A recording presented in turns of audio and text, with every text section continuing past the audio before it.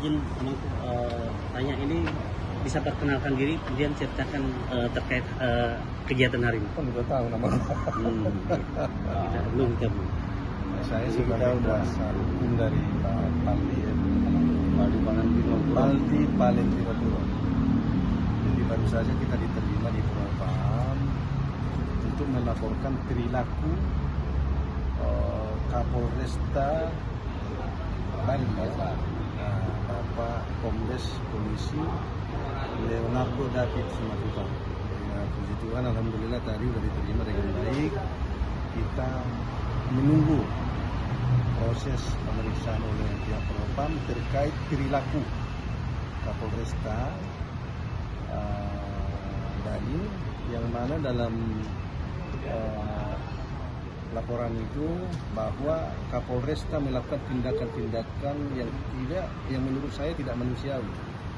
Ya, sampai akhirnya istri itu ya, calon istri dari Pak Fadli itu traumatik sampai sekarang.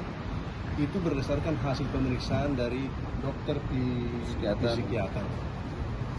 Nah, selain melaporkan Kapolresta, kami juga akan melaporkan yang mana diduga sebagai pelapor yang melaporkan beliau di Bali dalam kasus tindak pidana penganiayaan dan senjata tajam. Padahal sebenarnya senjata tajam menurut tidak masuk itu unsur senjata tajam. Ini menurut saya ini mengada-ada. Jadi Kapolsek Pak dari Polda kan pertama ini laporkan di Polsek apa? Polsek apa sih? Kutai. Ini siapa namanya? Bali. Ada namanya Kompol. Ini menurut saya tidak berdasar hukum. Cacat administrasi. Cacat administrasi. Dan saya terus terang heran, kenapa klien saya langsung dikatakan sebagai tersangka, padahal proses tahapan-tahapan mulai dari penyelidikan dan gelar perkara itu nggak dilakukan. Ini luar biasa ini, dalam waktu hanya hitungan jam klien saya bisa ditetapkan sebagai tersangka dalam dua kasus, dalam dua pasal. Pertama adalah pasal penganiayaan ya, kedua pasal membawa senjata tajam.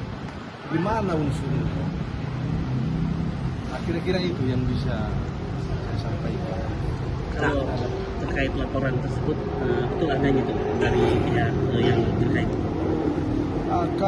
Kami sudah dari Wasidik kemarin. Setelah dibuka, sekarang ini sistem laporan di lingkungan kepolisian itu sistem online, Pak. Nah, jadi kalau ada setiap laporan itu pasti di Mabes Polri itu bisa kita buka apakah ada atau tidak. Ternyata beberapa hari yang lalu kami dengan Pak Faldi ke bagian SPKT itu tidak ditemukan laporan itu. Jadi artinya laporan itu tidak ada. Jadi ini mengada-ada ini. Rekayasa ya? Rekayasa. Nah, ini pun akan kami laporkan.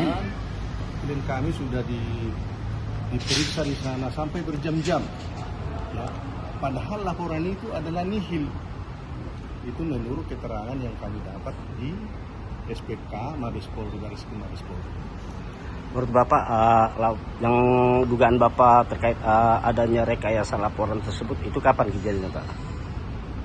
Peristiwa ini tanggal 11 ya? Tanggal 11 Juli. Tanggal 11. 2026. Di TKP-nya di Polsek Kutai,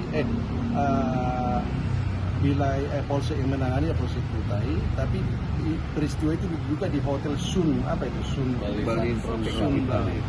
Di Legian Bali. Ya. Legian Bali.